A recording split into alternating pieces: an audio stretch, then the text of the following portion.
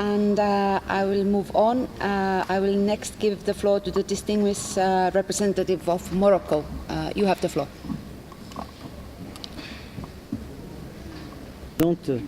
Madame la Présidente, le Royaume du Maroc souscrit aux 3 déclarations faites au nom du groupe des 77, du groupe africain et du groupe arabe.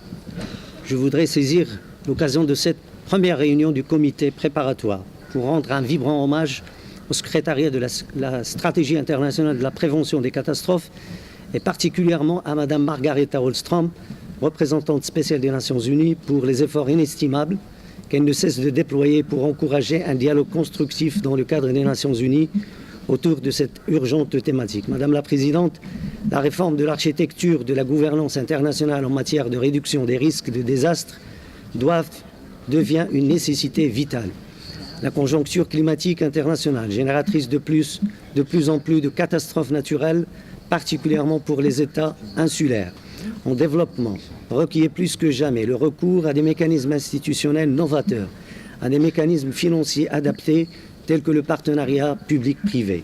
La réduction des risques de désastres devra s'inscrire dans le cadre d'une nouvelle dynamique multilatérale de lutte et d'élimination de la pauvreté à l'horizon 2030.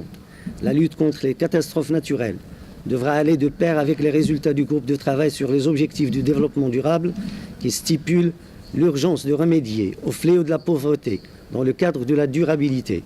Les désastres amplifient le taux de pauvreté.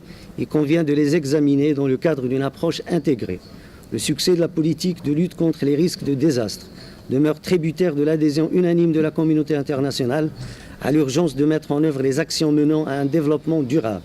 Une communauté internationale convaincue et persuadée du modèle de la résilience climatique et écologique internationale devra générer des résultats très concluants pour l'Office des Nations Unies de l'ISDR. Croire au développement durable, c'est croire à la politique du long terme, c'est croire à l'urgence de prévenir la recrudescence des désastres devenus sans conteste une réalité aujourd'hui. Madame la Présidente, le cadre de la décennie internationale pour la prévention des catastrophes de 89, relevé de la compétence du Conseil économique et social. Le cadre d'action de Hugo ne prévoyait pas une évaluation périodique formelle par les organes compétents de l'ONU, cette évaluation était menée via la plateforme mondiale pour la réduction des risques de catastrophes. En conséquence, le suivi du cadre d'action de Hugo avait été marginalisé par rapport au mécanisme onusien emprunté par les objectifs du millénaire pour le développement. La déclaration politique de la 3e conférence mondiale devra s'appuyer sur les recommandations des plateformes régionales afin de garantir une certaine harmonisation des spécificités régionales avec les spécificités mondiales. Le Maroc reconnaît à cet égard l'importance des stratégies nationales, régionales pour la gestion des risques et suggère leur évaluation périodique, tel qu'il ressort du cadre de travail post-2015. Le Maroc appelle le système des Nations Unies à soutenir les pays vulnérables en priorité afin de mettre en œuvre le cadre de travail post-2015 pour la réduction des risques de catastrophes. Le Maroc propose d'intégrer des indicateurs de progrès liés à la mise en œuvre du cadre d'action post-2015. Le cadre de travail post-2015 devra également explicitement inclure des politiques publiques incitant à l'investissement privé. Les politiques publiques doivent excéder le stade de la réduction des risques existants pour se focaliser en priorité sur la prévention d'apparition de nouveaux risques. La durabilité du développement et la résilience des populations et de l'environnement obéissent à une gestion saine des risques. Cette politique préventive devra présider à l'orientation nouvelle des investissements publics et privés vers le secteur de la prévention de l'accumulation de nouveaux risques. La réduction des risques de catastrophes devrait constituer désormais une obligation légale internationale et serait un précieux appui au respect des droits de l'homme. La réduction des risques de catastrophes détiendra en conséquence des liens directs aussi bien avec les objectifs du millénaire pour le développement qu'avec les objectifs du développement durable.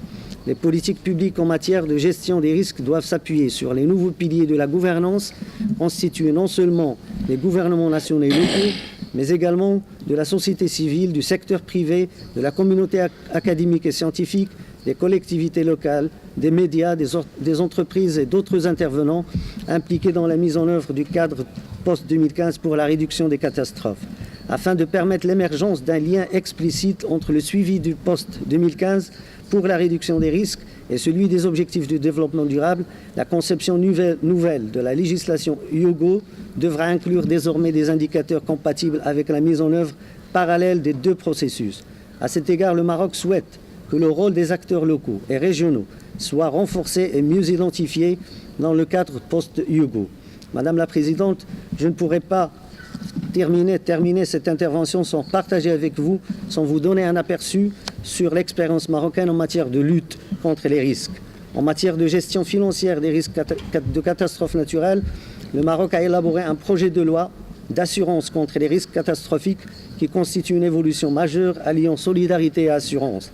Ce projet s'est imprégné des meilleures pratiques internationales de gestion financière pour instituer des budgets ex-ante des risques de catastrophe permettant la mobilisation rapide et plus efficace des ressources financières.